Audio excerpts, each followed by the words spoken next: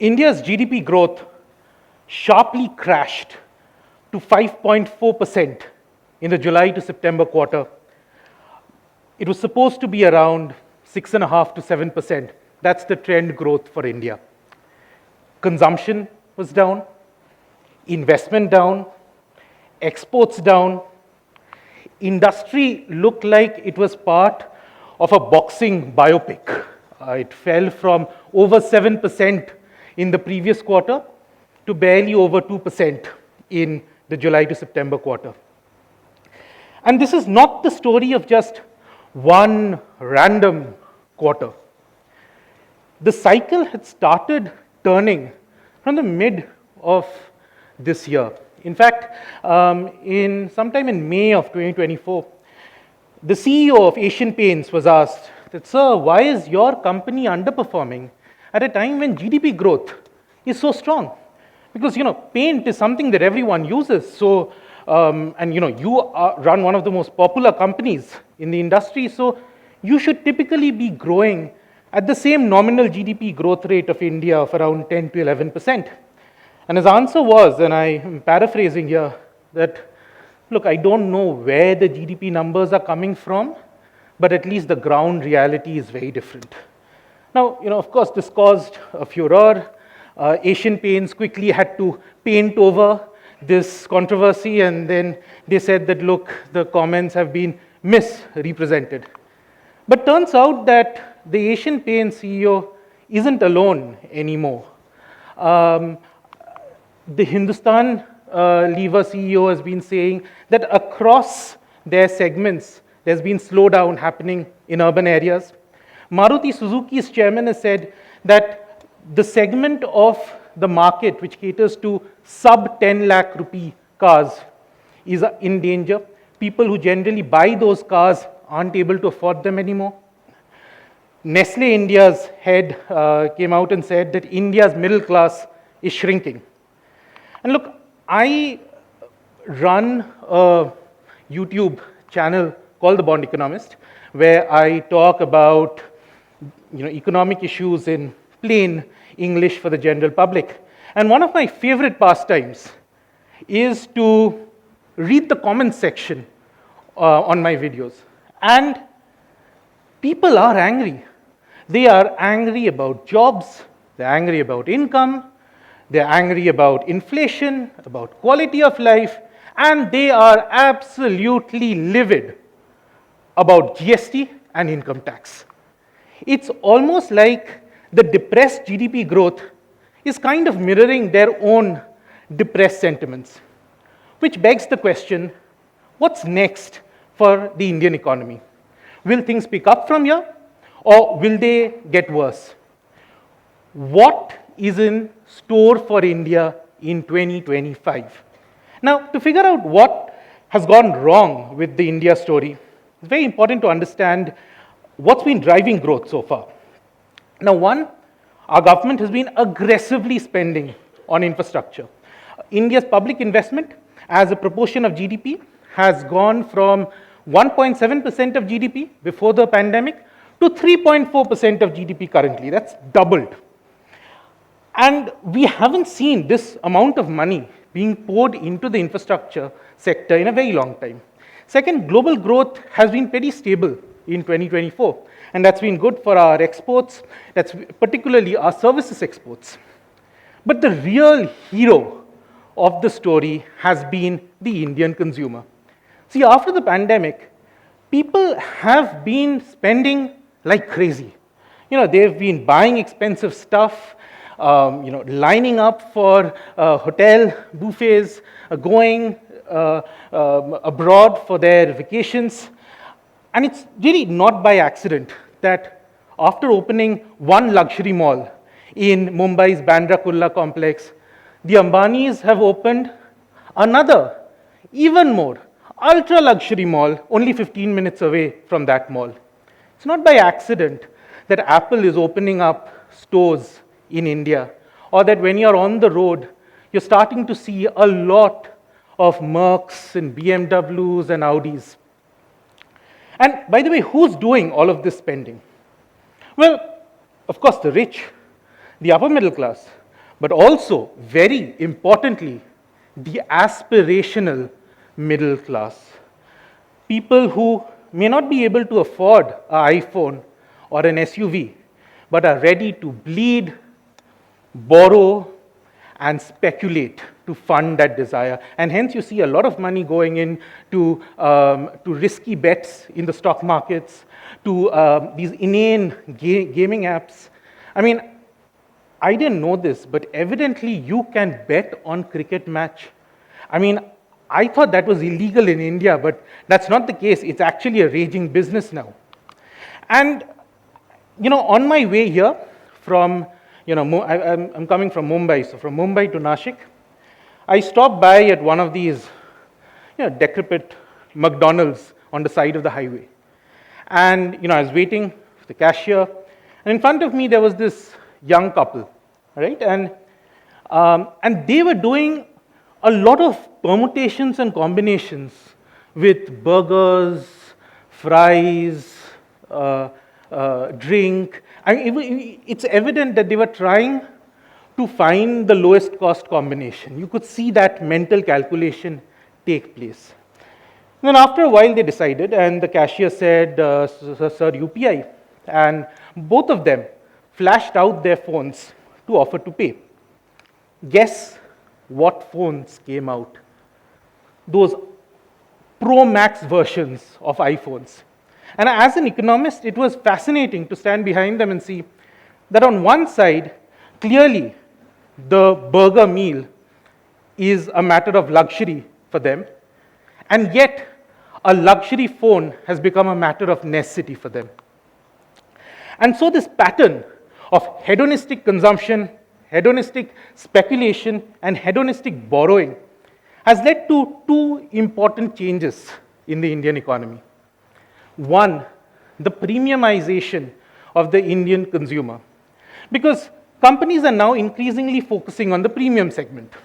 They're realizing that the worst off people aren't really buying their products. And you see this in cars, for instance. It's the SUVs and the luxury cars that are picking up in sales. You see this for two-wheelers. Higher-end bikes are being sold. Same for smartphones. Same for TVs. Same even for real estate. It's the luxury segment that's sort of doing better. Affordable segment is trailing behind. And the second change, banks realize that, hey, it's a great business to lend to consumers. And there's been an explosion, not just of home loans and auto loans, but personal loans, zero-cost EMIs, credit card debt, microfinance loans. Banks have been doling it out. NBFCs have been doling it out. Microfinance institutions have been doling it out.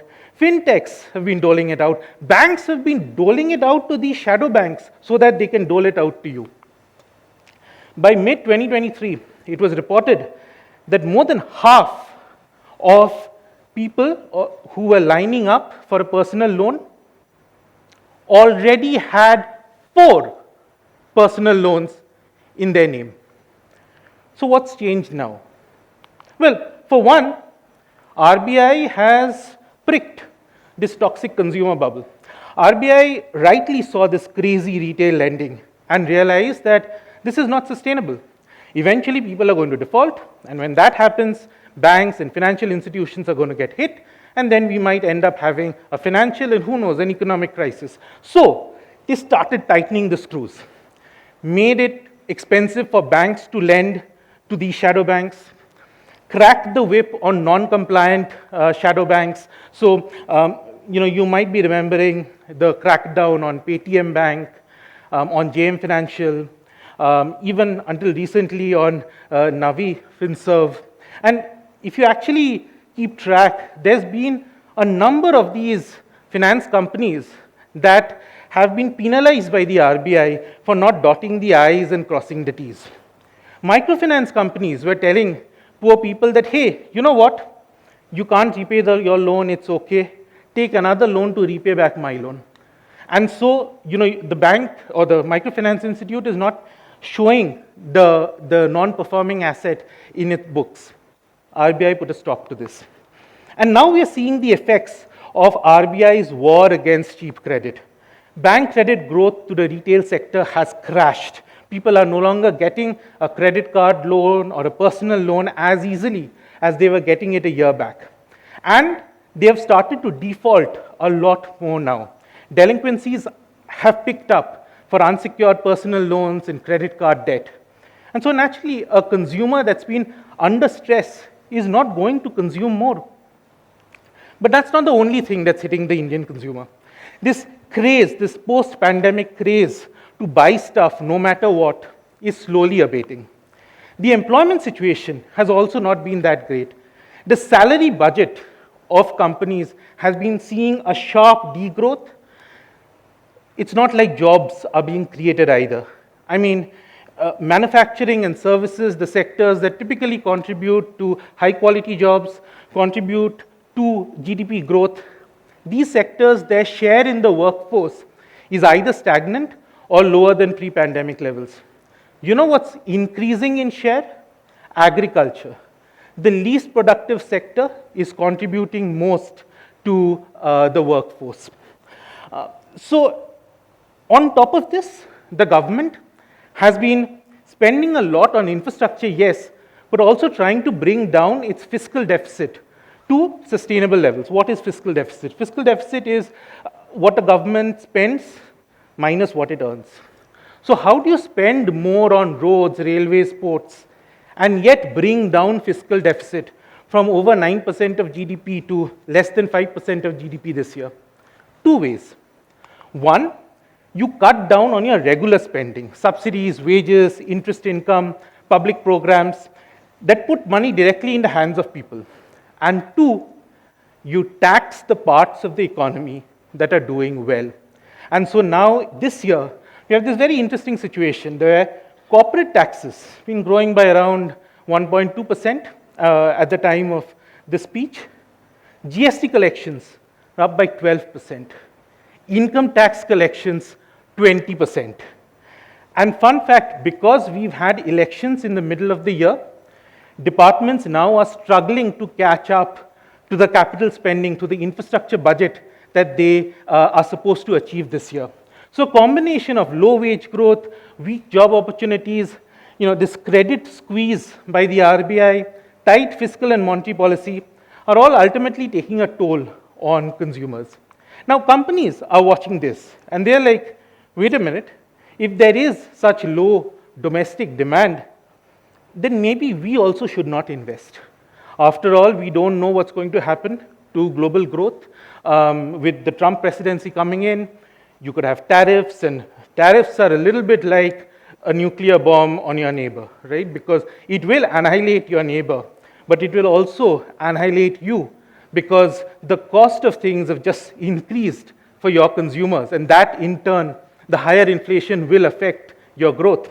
So companies don't know what's going to happen there. Companies are worried about cheap imports coming in from China, so they are scaling back their investments, in turn impacting GDP growth. Now look, there are positives too. We've had great monsoons this year. So food production is likely to be good. Food inflation should come off. Rural demand should pick up. And inevitably, there'll be some pockets of the economy, some services that will continue to grow regardless of these headwinds. And they will ensure that the GDP growth number overall remains respectable. But will they be enough to counter the negatives? Now, what's very important to understand is everything that I've spoken of today is talking of a cyclical slowdown. Business cycles go up and then they go down. And that is how life happens. That's okay. India's medium-term growth story is still intact. We have favorable demographics. We've got a very young population. We have political stability, stable macro fundamentals. There's an increasing interest of foreign firms to shift from China to India for their manufacturing. India is one of the world's largest back offices for all kinds of services for global companies, the global capability centers. So that story is still intact, but the cycle is down. And so you need to attend to that. And so you need to deploy policy parachutes. The government needs to start spending more. The government needs to maybe ease on taxation in the coming budget. And the RBI needs to cut interest rates. There's no point in keeping interest rates elevated because some select few items are showing high inflation at a time when growth is in danger. Or else, tight fiscal and tight monetary policy will become an additional reason for slowdown next year. And look, I know I've spent a good amount of my time here being pessimistic. And I think as economists, we also should have the humility to acknowledge that, we also get things wrong. So it could very well happen that you might be seeing this video a year from when it's posted, and you'll figure out that, hey, India's managed to do well despite these roadblocks. I guess the limited point I'm trying to say is that 2024 was actually pretty easy. 2025 is going to be much more difficult. To put it in concert terms, if 2024 was a Coldplay concert, 2025 is probably going to be a Metallica one, where everyone is banging everything and everything is sounding more like noise than music. That said, look, I understand there are die-hard fans of Metallica, and my sincere apologies to Metallica fans. Please know, it's not you, it's me. Thank you very much for your time and attention today. Thank you.